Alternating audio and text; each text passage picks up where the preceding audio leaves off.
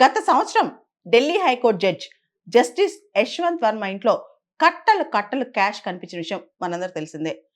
అక్కడ fire broke అయ్యి అంటే అక్కడ నిప్పంటుకుని క్యాష్ తగలబడిపోయింది చాలా వరకు. అదంతా కూడా ఆ వీడియోస్ కూడా వైరల్ అయ్యాయి. అయితే ఈ క్యాష్‌తో నాకేం సంబంధం లేదు.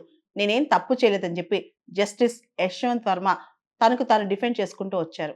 దీనికి సంబంధించి మనం చూస్తే ఆయన వెంటనే ఢిల్లీ హైకోర్టు నుంచి అలహాబాద్ హైకోర్టుకి ట్రాన్స్‌ఫర్ చేశారు జడ్జిగా.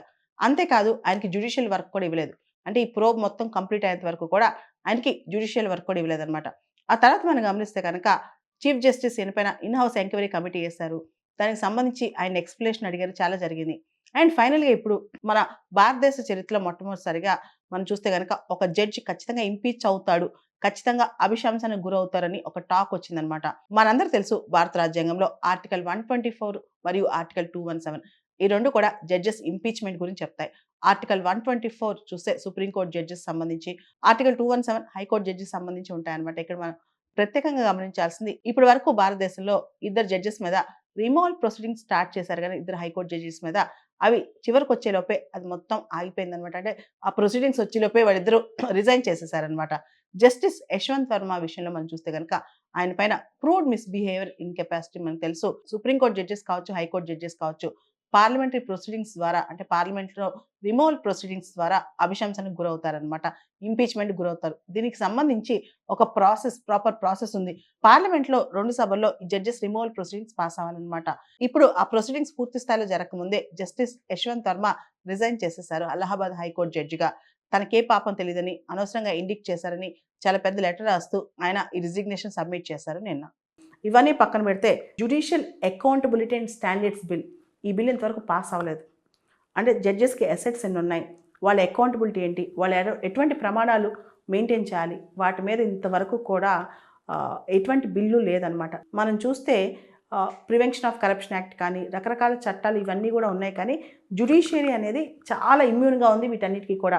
వాళ్ళకి సంబంధించి చాలా విషయాల్లో అనేక అంశాలు బయటకు కూడా రావన్నమాట. 2015లో నేషనల్ జ్యుడిషియల్ అపాయింట్మెంట్స్ కమిషన్ సంబంధించి జడ్జిమెంట్ ఇచ్చేటప్పుడు జస్టిస్ చార్సి చల్మేశ్వర్ ఒక మాట అన్నారు. Transparency is the back bone of democracy and judiciary is not an exception to it. పారదర్శకత అనేది ప్రజాస్వామ్యానికి వెన్నెముక వంటిది. న్యాయ వ్యవస్థ కూడా పారదర్శకత పాటించాలని. ఇలాంటి బయటకు వచ్చినప్పుడు జడ్జెస్లలో కట్ల డబ్బులు బయటపడినప్పుడు, లేదా జడ్జెస్ అంశాల్లో కరప్షన్ కేసెస్ బయటపడినప్పుడు న్యాయ వ్యవస్థ మీద ప్రజలకు నమ్మకం తగ్గుద్దనమాట. కాబట్టి ఆ నమ్మకాన్ని నిలబెట్టుకోవాల్సిన బాధ్యత కూడా న్యాయ వ్యవస్థకే ఉంది. చాలా సందర్భాల్లో కొన్ని వ్యవస్థలో ఉన్న కరప్షన్ గురించి బయటకు మాట్లాడడం, అది న్యాయ వ్యవస్థ కావచ్చు, డిఫెన్స్ రక్షణ వ్యవస్థ కావచ్చు, ఇవన్నీ కూడా మన అనుమానాలకు తావివ్వకుండా ఉంటాయని మనం నమ్ముతాం. కానీ ఇలాంటి జరిగినప్పుడు ప్రజల యొక్క ట్రస్ట్ అనేది ఎరోడ్ అయిపోద్ది అనమాట. Former chief justice of India justice NV Ramana గారు కూడా ఇదే విషయం మాట్లాడారు. న్యాయ వ్యవస్థ మీద ప్రజలకి నమ్మకం తగ్గకుండా కాపాడుకోవాలి, అది మనందరి బాధ్యత అని చెప్పి. మనం చూస్తే గత 7 సంవత్సరాలుగా అనేక అంశాలు న్యాయ వ్యవస్థ విషయంలో బయటకు వస్తున్నాయి అన్నమాట. ముఖ్యంగా chief justice of India Rajya Sabha member అవటం.